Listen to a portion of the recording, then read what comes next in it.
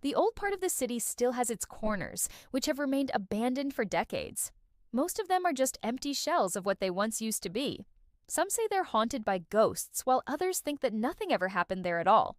As children, we often played hide and seek between the ruins, and I never felt any different there than I do here in my own home, safe and sound with my family around me. That is until one day when we found a place that nobody had been allowed to enter before. It was called the Black Building, and people whispered that inside it was a room where even light could not exist. No matter how bright you made it, darkness always swallowed it. And whatever or whoever stepped inside it never came out again. I told my brother we should stay away from there, but curiosity pulled us in. And so one evening we decided to take a look inside. It was already dark when we approached the house, and the only thing that could be seen through the dusty windows was a pair of glowing red eyes, watching our every move.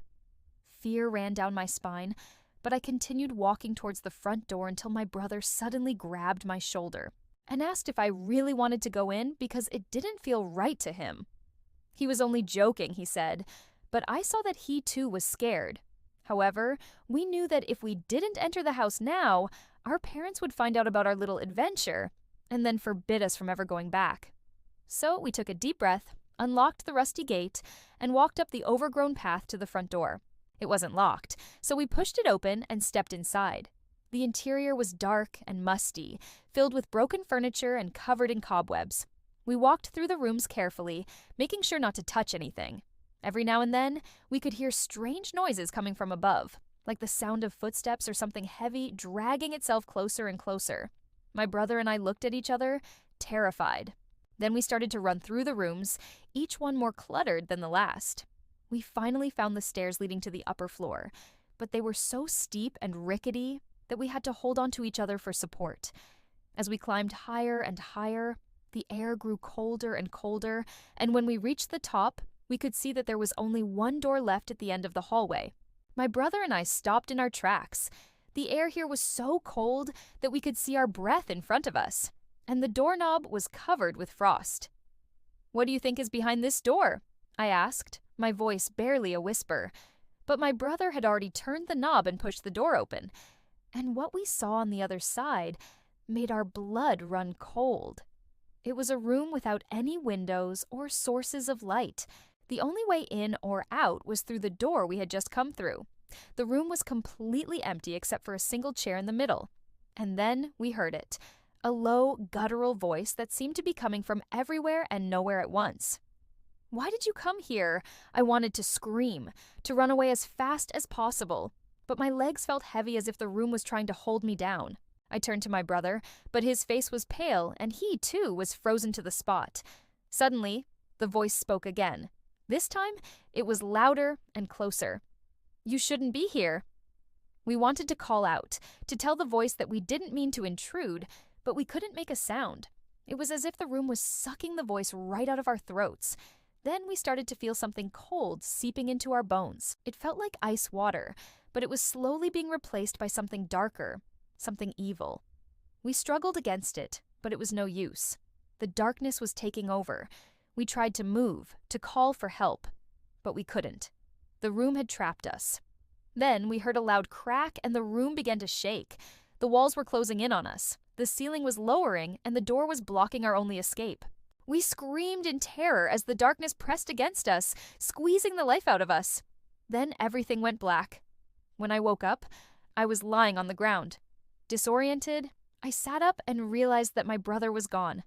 Panic surged through me. Where could he have gone?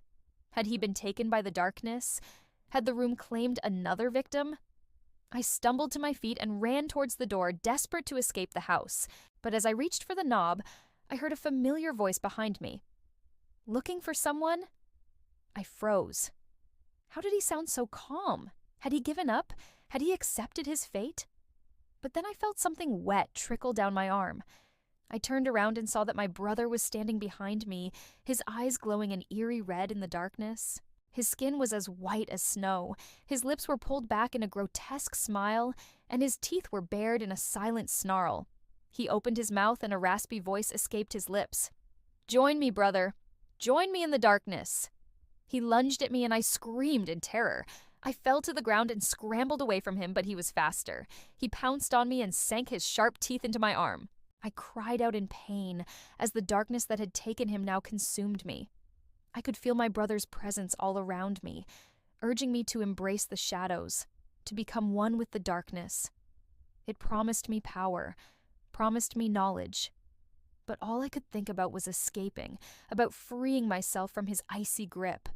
I clawed at his face, but my fingers only brushed against his cold, smooth skin.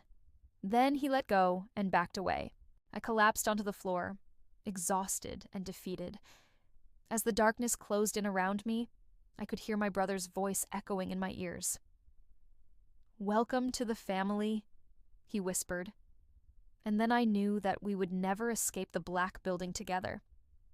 After that day, no one ever entered the Black Building again.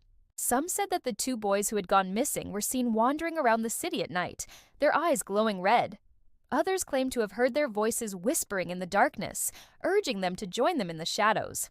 But those who truly knew the history of the building understood that the boys were trapped forever in a place where light could not reach, where darkness was all-consuming, and where the whispers in the night were a warning to stay away. For the Black Building held a secret that should have remained buried in the past, a secret that devoured those who dared to uncover it.